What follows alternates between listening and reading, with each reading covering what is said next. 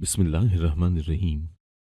मेरी माँ से एक बहुत बड़ा गुनाह हुआ था, इसलिए वो चाहती थी कि मैं पागलों की डॉक्टर बनूं और मुफ्त में सबका इलाज करूं। जब मैं डॉक्टर बन गई तो माँ मुझसे खास दवाएं लेकर जाती और कहती कि किसी की मदद करनी है, पर वो दवाएं तो किसी खास मकसद के लिए होती थी। एक दिन अम्मा को दवाएं बदल कर दे दी और उस दिन रात 3 बजे घर का दरवाजा बजा और मोहल्ले वाले मुझे घसीटते हुए एक मकान में ले गए। और ये देखते ही मेरी रूह लरस गई कि मेरी माँ वहाँ 3 पागल मर्दों। मेरा नाम हानिया है। मेरा ताल्लुक सूबा सिंध से है। हम और चचा एक ही घर में रहते थे। हमारे चचा के 3 बच्चे थे। घर में जो भी बात होती या कोई अहम मसला होता तो चचा अब्बा के मशवरे के बिना कोई कदम नहीं उठाते थे। पर वहीं मेरी अम्मा का मिजाज सबसे मुख्तलिफ था। कई बार अब्बा को कहते सुना था, मैंने बहुत कोशिश की कि तुम बदल जाओ, पर मैं तुमसे अपने प्यार का सिला भी मांगू तो बदले में चिंगारियां ही मेरी झोली में डालोगी, जिससे मैं मजीद जख्मी हो जाऊंगा। अम्मा कहती, किसने कहा था आपसे कि मुझसे शादी करें? अब अपने एहसान का बदला मांग रहे हैं। बाबा ने कहा, मैं एहसान का बदला नहीं मांग रहा, बस ये चाहता हूं कि तुम भी सबको दिल से कबूल कर लो, सबको अपना समझो, दूसरों के किए की सजा खुद को और हमें मत दो। पर अम्मा कोई जवाब नहीं देती थी। अक्सर अब्बा परेशान रहते थे, पर किसी से कुछ नहीं कहते थे। मेरे अब्बा और चचा की तरफ से कभी कोई सख्ती देखने को नहीं मिली थी। लेकिन जैसे जैसे हम बड़े हो रहे थे, अब्बा ने एक हुक्म सादिर कर दिया कि हमारे घर की बेटियां अब बड़ी हो रही हैं, इसलिए वो कहीं भी अकेले आए जाएंगी नहीं, और जब भी घर से किसी काम से बाहर निकलें तो खास तौर पर चादर ओढ़ कर निकलेंगी। मैं हर बात एक दफा कहता हूँ, इसलिए ये बात दूसरी बार कहने की नौबत नहीं आनी चाहिए, वरना मुझसे बुरा कोई ना होगा। मेरी कजन निमरा, जो चचा की बेटी थी, उसने कहा, खुद सोचो, अभी हमारी उम्र ही क्या है, और मेरी स्कूल की सभी दोस्तें मेरा मजाक उड़ाएंगी। ये सब बातें चची ने सुन ली। चची ने हमें डांटना शुरू कर दिया और मेरी कजन से कहा कि तुम्हारे ताया ने अगर अभी से तुम लोगों पर कोई सख्ती न की तो कल को तुम उनकी किसी बात पर अमल नहीं करोगी। मेरी कजन निमरा ने चची से कहा, अम्मा, क्या मैं आपकी सगी बेटी हूँ? चची ने माथे पर बल डालते हुए कहा, अब इस बात का क्या मतलब है? उसने कहा, आप जिस तरह के जुल्म मुझ पर करती हैं, इससे मुझे लगता है कि आप मेरी सौतेली माँ हैं। भला माएँ ऐसी होती हैं? निमरा बात करके रुकी नहीं, बल्कि छत से नीचे भाग गई। चची वहीं खड़ी उसे कह रही थी, मैंने कौन से जुल्म के पहाड़ तोड़ दिए हैं तुम बहन भाइयों पर, जो माँ को जालिम कह रही हो? मैंने कहा, चची आप गुस्सा न करें, आप तो जानती हैं उसकी आदत है। चची ने मेरे पास बैठते हुए कहा, हानिया बेटा, मैं जानती हूँ कि तुम इतनी सी उम्र में भी बहुत समझदार हो। तुम जानती हो कि निमरा कम अकल है। वो नहीं जानती कि उसके ताया जो कुछ कर रहे हैं वो तुम सबकी भलाई के लिए है। इसीलिए मेरी नालायक बेटी को भी कुछ समझाया करो। हमारे घर के मर्द जो हमारे सरबराह हैं, जिनके दम से हम सर उठाकर चलते हैं, तुम्हारे ताया और चचा की मोहल्ले में इतनी इज्जत है कि किसी की हिम्मत नहीं कि तुम लोगों की तरफ कोई आंख उठाकर भी देखे। तुम इज्जतदार घराने की बेटियां हो। तुम सबको इस तरह संभल कर चलना चाहिए कि तुम्हारे बाबा और चचा की तरबियत पर कोई उंगली ना उठाए। मैं बहुत खुशकिस्मत थी जो इतने मुखलिस और ख्याल रखने वाले रिश्तों से मेरे रब ने मुझे नवाजा था। रोने लगूंगी। मैं बहुत खुशकिस्मत थी जो इतने मुखलिस और ख्याल रखने वाले रिश्तों से मेरे रब ने मुझे नवाजा था। चचा ने अपने बड़े बेटे ताहिर भाई का रिश्ता खानदान में तय कर दिया था। ताहिर भाई ने कभी मुझमें और निबरा में फर्क नहीं किया था। वो मेरे भी भाई थे, क्योंकि मैं इकलौती बहन थी, कोई बहन भाई नहीं था। इसीलिए ताहिर भाई को ही अपना भाई समझती थी। वो भी मुझे बहन की तरह ही इज्जत देते और मेरा ख्याल रखते। ताहिर भाई की शादी थी। हम सभी बहुत खुश थे, मगर हम में से कोई भी नहीं जानता था कि ये खुशियां बहुत थोड़े दिन की मेहमान हैं। एक दिन अब्बा जमीनों पर गए हुए थे। वहां पर किसी से उनका झगड़ा हो गया। उन्होंने अब्बा पर फायरिंग कर दी, जिसकी वजह से अब्बा की जान चली गई। कहाँ थोड़े दिन पहले घर में खुशी का माहौल था और कहाँ आज पूरा घर और मोहल्ला सोगवार था। हम सब पर अब्बा की वफात का इतना गहरा असर हुआ था कि मेरे अब्बा मुझे छोड़कर दुनिया से चले गए हैं, इस बात का अभी तक दिल को यकीन नहीं आ रहा था। पता नहीं क्यों हमारे माँ बाप हमें इतनी जल्दी क्यों छोड़कर चले जाते हैं। निमरा हर वक्त मेरे पास रहती, मुझसे बातें करती, मुझे हंसाने की कोशिश करती, लेकिन मैं अब्बा की तस्वीर गले से लगाए बैठी रहती। बाप एक साइबान होता है, ऐसा साइबान जिसके साए में एक तहफ़्फ़ुज़ का एहसास होता है, लेकिन मुझसे मेरा साइबान उन दुश्मनों ने छीन लिया था। मेरे अब्बा अब कभी लौट कर नहीं आएंगे। जिन लोगों ने अब्बा को मारा था, उन्होंने हमारी ज़मीन पर कब्जा कर लिया। चचा और ताहिर भाई ने उन दुश्मनों के खिलाफ रिपोर्ट दर्ज करवाई। वो रोज़ थाने और कचहरियों के चक्कर लगाते, मगर कुछ न हो सका। सारा खेल पैसों का था। अब्बा के दुश्मनों ने हर जगह पैसा देकर केस भी बंद करवा दिया। कानून मकड़ी के जाले की तरह है, जिसमें सिर्फ कमज़ोर फंसते हैं और ताकतवर इस जाले को तोड़कर निकल जाते हैं। ये है हमारा सिस्टम, जो पैसे से शुरू होकर पैसे पर ही ख़त्म होता है। हमें इंसाफ न मिल सका। चचा और ताहिर भाई ने बहुत कोशिश की, मगर ना अब्बा की मौत का बदला ले सके और ना जमीन छुड़वा सके। वो भी क्या करते, जो कुछ पास था वो सब केस और मुकदमों पर खर्च हो गया था। अम्मा अचानक से नौकरी करने लगी थी और एक दिन अम्मा ने कहा कि मैं तुम्हें डॉक्टर बनाना चाहती हूँ, इसीलिए ज्यादा काम कर रही हूँ। तुम्हें डॉक्टर बनाने के लिए मैं किसी पर बोझ नहीं बनूंगी। अम्मा का रवैया कुछ अजीब सा था। अम्मा ने कहा, मैं इस घर से तुम्हारे अब्बा का हिस्सा लूंगी, हम कहीं और शिफ्ट हो जाएंगे। मैंने कहा, अम्मा आप ये सोच भी कैसे सकती हैं? मैं अपने अब्बा का घर छोड़कर कहीं नहीं जाऊंगी। इस घर में मेरे अब्बा की यादें बसी हैं। चचा लोगों के साथ हमारा कितना अच्छा वक्त गुजरा है। उनकी मोहब्बत और खुलूस का ये सिला देंगी? अम्मा ने कहा, तुम क्या सोचती हो, क्या समझती हो? मुझे तुम्हारी इन बातों से कोई लेना देना नहीं। तुम्हारे लिए इतना जानना काफी है कि हम यहाँ नहीं रहेंगे। अम्मा इतना कहकर चली गई।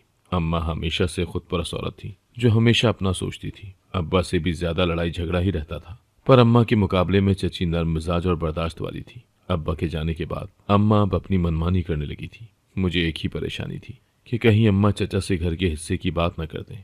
चचा, चाची, ताहिर भाई, निमरा सब क्या सोचेंगे कि हम माँ बेटी कितनी मतलब परस्त हैं, जो अब्बा के जाते ही घर के बंटवारे की बातें करने लगी। मैं कैसे सबसे नजरें मिलाऊंगी? नहीं, मैं ऐसा नहीं होने दूंगी। मुझे अम्मा को रोकना होगा। मैं अम्मा के पीछे गई, जो चचा का इंतजार कर रही थी। मैंने कहा, अम्मा कमरे में चलें, मुझे आपसे बात करनी है। चची सामने किचन में थी। मुझे इस तरह धीमी आवाज में अम्मा से बात करते हुए देखकर चची भी वहीं हमारी तरफ आ गई। मैंने कहा, अम्मा मैं आपसे बात कर रही हूँ, आपको मेरी कसम आप कोई बात नहीं करेंगी। अम्मा ने गुस्से से मेरी तरफ देखा और खड़े होते हुए कहा, अपने दिमाग में ये बात अच्छी तरह बिठा लो, मैं जो कह चुकी हूँ वो होकर रहेगा। इससे ना तुम मुझे रोक सकती हो और न कोई और। अम्मा अपनी बात पर कायम थी। वो किसी सूरत मेरी बात मानने को तैयार नहीं थी। चची ने कहा, हानिया बेटा क्या बात है? भाभी गुस्से में क्यों है? क्या कुछ हुआ है? मैंने कहा, नहीं चची, ऐसी तो कोई बात नहीं। वैसे ही अम्मा अब्बा के जाने के बाद इस तरह गुस्से में रहने लगी है। उसी वक्त चचा भी घर आ गए। मैं अपने कमरे में चली गई। मैं दुआ मांग रही थी कि किसी तरह अम्मा चचा से बात न कर सके और घर के हिस्से वाली बात अम्मा के दिमाग से निकल जाए। कुछ दिन तो आराम से गुजर गए। चचा दूसरे शहर किसी काम से गए हुए थे, इसीलिए अम्मा भी खामोश थी। अम्मा खुद भी काम करती थी। एक दिन मैंने कहा, अम्मा जब आप नौकरी कर रही हैं फिर घर के हिस्से की क्या जरूरत है? लेकिन अम्मा ने कहा, मैं तुम्हारी माँ हूँ, तुम मेरी माँ बनने की कोशिश मत करो। अम्मा का रवैया मुझे अच्छा नहीं लगता था, जबकि चची इतने प्यार और अपनायत से मुझसे बात करती थी। मैं परेशान हूँ या खुश, वो मेरा चेहरा देखकर समझ जाती थी। चचा का छोटा बेटा अशर, जो काफी अरसे से बैरून मुल्क काम करने के लिए गया हुआ था, चचा ने अब उसे वापस आने का कहा था। चचा बहुत कमजोर हो गए थे। अब्बा के जाने के बाद चचा बहुत चुप चुप रहते थे। चचा को देखकर लगता ही नहीं था कि ये मेरे वही चचा हैं जिनके हंसने की आवाज इस घर में गूंजती थी। वक्त और हालात ने सब कुछ बदल कर रख दिया था। कितने अच्छे थे वो दिन, जब सब एक साथ बैठकर बातें करते और हंसते थे। चचा घर पर होते तो अपने कमरे में रहते, पहले की तरह किसी के पास आकर नहीं बैठते थे। चचा जब शहर से घर वापस आए तो सब मिलकर सीधे कमरे में चले गए। थोड़ी देर बाद मैं चचा के कमरे में गई। चचा आंखें बंद किए कुर्सी पर बैठे थे। मैं उन्हें देखकर वापस लौटने लगी जब चचा ने कहा, हानिया बेटा क्या हुआ, वापस क्यों जा रही हो? मैंने कहा, चचा मैंने सोचा कि आप थके हुए इसीलिए वापस जाने लगी थी। चचा ने उठते हुए कहा, बाप जब अपनी औलाद को देख ले तो उसकी थकन तो वैसे ही उतर जाती है। खैर तुम्हारी पढ़ाई कैसी जा रही है? मैंने कहा, सब ठीक है चचा, सब ठीक है। चचा ने कहा, किसी चीज की जरूरत हो तो फौरन मुझे बताना। मैंने कहा, चाचा आप ठीक तो हैं? जब से अब्बा हमें छोड़कर दुनिया से गए हैं आप इसी तरह अपने कमरे में बंद होकर रह गए। ना पहले की तरह सबके बीच में आकर बैठते हैं, न कोई बात करते हैं। चचा ने मेरी तरफ देखकर कहा, हानिया बेटी सच कहूँ तो जब से भाई साहब का इंतकाल हुआ है मैं अंदर से टूट कर रह गया हूँ। वो मेरे भाई ही नहीं बल्कि मेरे बाप की तरह थे। उनके होते हुए मैं कभी इस तरह की उलझनों में नहीं फंसा था। भाई साहब ने मुझे बाप बनकर पाला, हर मौके पर मेरे साथ रहे। उनके जाने के बाद ये घर घर नहीं रहा। अब वो पहले जैसी खुशी और सुकून नहीं रहा। उसी वक्त अम्मा भी वहीं आ गई। चचा की आंखों में आंसू थे। अम्मा के आते ही चचा आंखें साफ करते हुए खड़े हो गए और नजरें झुकाकर अम्मा से कहा, जी भाभी क्या बात है, आप गुस्से में लग रही हैं। अम्मा ने कहा, मुझे बात को घुमा फिरा कर करना नहीं आता, मैं दो टोक और सीधी बात करूंगी। मुझे इस घर से हानिया के अब्बा का हिस्सा चाहिए। चचा ने मुस्कुराकर कहा, भाभी जैसा आप चाहेंगी वैसा ही होगा। अम्मा ने कहा, एक बात चूंकि आप जानते हैं कि हानिया मेडिकल पढ़ रही है, उसकी क्लासेस शुरू हो चुकी है, इसीलिए मैं इसे लेकर कहीं और शिफ्ट होना चाहती हूँ। चचा ने कहा, लेकिन भाभी हानिया यहाँ रहकर भी तो पढ़ सकती है। अम्मा ने कहा, लेकिन मैं यहाँ नहीं रहना चाहती। चचा ने कहा, आपने बात शुरू की है तो मैं भी आपको एक बात बताना चाहता हूँ जो शायद आपके इल्म में ना हो। अम्मा ने हैरान होकर चचा की तरफ देखा और कहा, ऐसी कौन सी बात है जिसके बारे में मुझे इल्म नहीं? चचा ने कहा, मैंने भाई साहब से उनकी जिंदगी में ही हानिया का हाथ अपने छोटे बेटे अशर के लिए मांग लिया था। तब से हानिया बेटी हमारी अमानत है। जहाँ मैं हैरान थी वहीं अम्मा भी हैरान रह गई। अम्मा ने कहा, मगर मैं इस रिश्ते को नहीं मानती। जब मेरा शौहर ही नहीं रहा तो उसके रिश्तेदारों से भी मेरा कोई ताल्लुक नहीं। चचा ने कहा, भाभी ये मेरी भतीजी है और हानिया के बाबा की भी यही ख्वाहिश थी कि हानिया अशर की दुल्हन बने। मैं इसके बाप की जगह हूँ, कभी अपनी बेटी के साथ कुछ गलत नहीं होने दूंगा। और आपको घर से हिस्सा चाहिए, पर यह भी जान ले कि भाई साहब पहले ही इस घर का आधा हिस्सा हानिया के नाम करवा चुके थे। आप जैसे चाहे कर लें। अगर आपको रकम चाहिए तो वो भी जैसे तैसे करके मैं आपको दे दूंगा, लेकिन आपका यहाँ ना रहने का फैसला मुझे हरगिज मंजूर नहीं। अम्मा ने कहा, मुझे किसी की इजाजत की जरूरत नहीं है, आप मुझे रकम दे दें। उसके चंद दिन बाद ही अम्मा लड़ झगड़ कर मुझे वहां से लेकर नए घर में शिफ्ट हो गई। यहाँ आकर मैं बहुत उदास थी। मुझे अम्मा की समझ नहीं आती थी, वो इतनी सख्त दिल क्यों थी। अब अम्मा मुझ पर और भी ज्यादा सख्ती करती। दिन रात में मेहनत करती, क्योंकि मुझे पागलों की डॉक्टर बनना था और डॉक्टर बनना आसान नहीं होता, बहुत मेहनत लगती है। मैं सब कुछ भूल कर बस पढ़ाई पर तवज्जो दे रही थी। अम्मा अब लेट घर आती। मैंने उनसे सवाल जवाब करना छोड़ दिया था, क्योंकि जब पहली दफा मैंने अम्मा से पूछा कि आप ऐसा क्या काम करती हैं जिसकी वजह से आपको रात गए घर लौटना पड़ता है, तो अम्मा ने कहा, ये मेरी जिंदगी है, मैं जो चाहूँ वही करूंगी, इसलिए आज के बाद तुम अपने काम से काम रखना और दोबारा मुझसे इस तरह की सवाल करने की हिम्मत भी न करना। मैंने कहा, अब्बा तो ऐसे नहीं थे, उन्होंने तो हमेशा आपको इज्जत दी, आपका ख्याल रखा, फिर आज आपका ये रवैया मेरी समझ से बाहर है। अम्मा ने कहा, हाँ तो मैंने कब गिला किया कि तुम्हारे बाप ने मेरे साथ अच्छा सलूक नहीं किया। वो बहुत अच्छे थे, लेकिन बहुत सी बातें ऐसी होती हैं जिनको चाहकर भी भुलाया नहीं जा सकता। मैंने कहा, आखिर ऐसी कौन सी बात है जो आप मुझे बताना नहीं चाहती। अम्मा ने मेरी बात का कोई जवाब नहीं दिया और कमरे में चली गई। हमें वो घर छोड़े 6 साल हो चुके थे। अम्मा ने उन सब से राब्ता खत्म कर दिया था। जब हम अब्बा के घर चचा लोगों के साथ थे, तब अब्बा के जाने के बाद अम्मा काम से कई दफा घर पर लेट आती थी। मैं पागलों की डॉक्टर बन चुकी थी। वहाँ मेरी एक बहुत अच्छी दोस्त बनी जो मुझे बिल्कुल चचा की बेटी निम्रा की तरह लगती थी। मैं हार्ट सर्जन बनना चाहती थी, पर अम्मा चाहती थी कि मैं पागलों की डॉक्टर बनूं और सबका मुफ्त इलाज करूं। यहाँ तक पहुँचने के लिए मैंने बहुत मेहनत की और अम्मा की ख्वाहिश के मुताबिक डॉक्टर बन गई। जब मैं डॉक्टर बन गई तो माँ मुझसे खास दवाएं लेकर जाती। मैं उनसे पूछती तो कहती किसी की मदद करनी है, पर वो दवाएं तो किसी खास मकसद के लिए होती थी। कुछ दिनों से मेरी दोस्त अस्पताल नहीं आ रही थी। उसके घर पे मालूम किया तो पता चला कि उसने अपनी ट्रांसफर कहीं और करवा ली है, मगर मैं हैरान थी कि उसने मुझे इस बारे में क्यों नहीं बताया। मैं इसी परेशानी में थी क्योंकि मेरी दोस्त ने जाकर मुझसे राब्ता भी नहीं किया था। मुझे अम्मा पर शक हुआ तो एक दिन मैंने अम्मा को दवाएं बदल कर दे दी। अम्मा बहुत जल्दी में थी, पता नहीं अम्मा वो दवाएं किसको देकर और किसकी मदद कर रही थी। उसी रात 3 बजे घर का दरवाजा बजा। मैंने दरवाजा खोला तो सामने चचा का बेटा ताहिर था। मैं इतने सालों बाद उनको देखकर हैरान हुई थी। मैंने कहा, भाई आप इतने सालों बाद? पर वो मुझे बाजू से पकड़कर घसीटते हुए एक मकान में ले गया। मैं हैरान थी और बार बार पूछ रही थी कि भाई क्या हुआ है, आप इतने गुस्से में क्यों हैं और मेरा हाथ छोड़े। तो उन्होंने कहा, तुम्हें किसी की असलियत दिखानी है। तब एक औरत आगे बढ़ी जो पुलिस यूनिफॉर्म में थी। उसने सामने वाले कमरे का दरवाजा खोला तो ये देखते ही रूह लरस गई, क्योंकि सामने मेरी माँ कुछ लड़कियों को मार रही थी और जैसे ही एक लड़की के मुंह पर थप्पड़ मारा तो वो मेरी जानिब गिरी थी। वो मेरी दोस्त थी जो मुझे अस्पताल में मिली थी। हमने साथ पढ़ाई की थी। अम्मा मुझे देखकर हैरान रह गई थी। थोड़ी देर बाद पुलिस आ गई और अम्मा को उन्होंने हिरासत में ले लिया था। ये सब इतना अचानक हुआ था कि मुझे कुछ समझ नहीं आ रहा था। मैंने ताहिर भाई से कहा, ये सब क्या है, पुलिस ने अम्मा को क्यों गिरफ्तार कर लिया और ये कौन सी जगह है। तो उन्होंने बताया कि हमारे मोहल्ले से कुछ लड़कियां अगवा हुई थी। पुलिस बहुत अरसे से उस गैंग के पीछे थी, मगर हम ये नहीं जानते थे कि ताईजान इस सब में मुलविस है। मैं तो समझा था कि तुम अपनी माँ के बारे में सब कुछ जानती होगी और मुझे ऐसा लग रहा था जैसे ये कोई भयानक ख्वाब हो। मैंने अम्मा से कहा, ये सब क्या है और ये पुलिस वाले क्या कह रहे हैं, ये लड़कियां कौन हैं।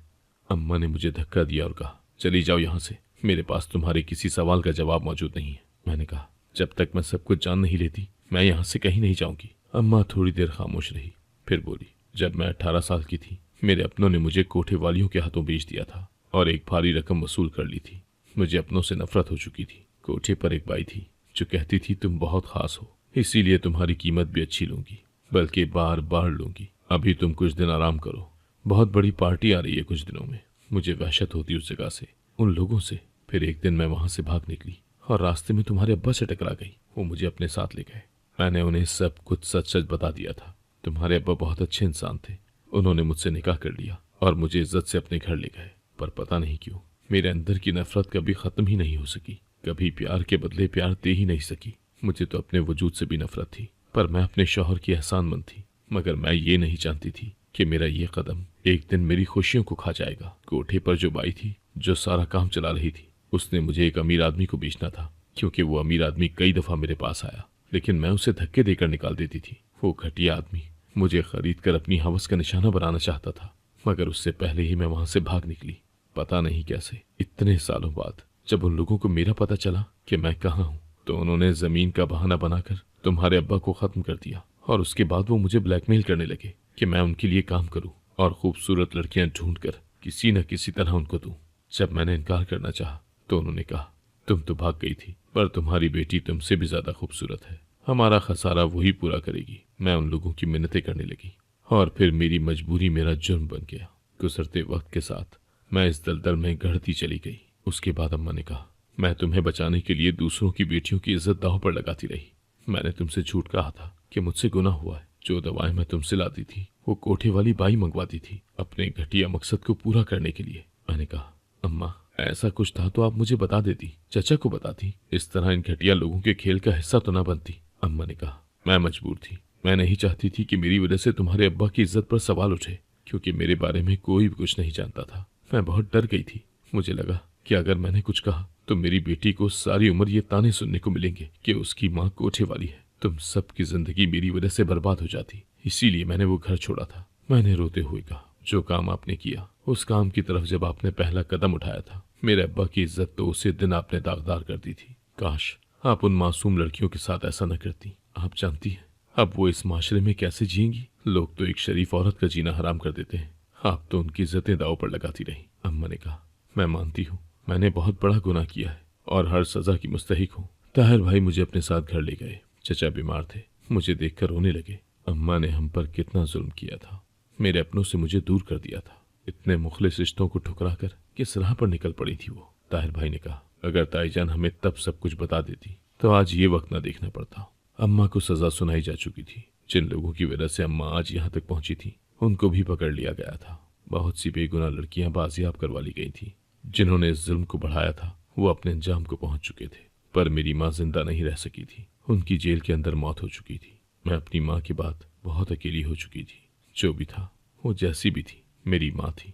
पर वक्त कब किसके लिए रुकता है। मैंने जिंदगी में क्या कुछ नहीं देखा था। वक्त गुजरता गया, हालात बदलते गए। मैं चचा के पास थी। उन्होंने वो मोहल्ला और शहर छोड़ दिया था, क्योंकि लोगों की बातें सुनना और बर्दाश्त करना बहुत मुश्किल हो चुका था। हम वहां से हैदराबाद आकर रहने लगे। चचा और चची ने मेरी शादी अशर से कर दी। मैं चाहकर भी वो सब कुछ भूल नहीं पा रही थी। इंसान जिसे अल्लाह ताला ने अशरफुल मखलूकात बनाया है, वो इस कदर कैसे गिर जाते हैं कि दूसरे इंसानों की इज्जत रुस्वा करके रख देते हैं। अल्लाह ताला ने जो हुदूद मुकर्रर की हैं, इंसान जब उनसे निकल जाता है तो वो इंसान नहीं रहता जो दूसरों की इज्जतें उछालता फिरे। अशर ने मेरा बहुत साथ दिया था। उसके अल्फाज मुझे बहुत हौसला देते थे। मुखलिस होना सबसे पुरकशिश जज्बा है। अगर आप किसी को कुछ नहीं दे सकते तो अच्छे अल्फाज तो दे सकते हैं। हो सकता है कि आपके कुछ अल्फाज किसी के लिए राह हयात बन जाएं। अगर आपको आज की कहानी पसंद आई है तो वीडियो को जरूर लाइक कीजिएगा और अपने दोस्तों के साथ भी शेयर कीजिएगा। और हाँ, अगर आपने अभी तक हमारा चैनल सब्सक्राइब नहीं किया तो जरूर सब्सक्राइब करें। मिलते हैं कल एक नई और दिलचस्प कहानी के साथ। अल्लाह हाफिज।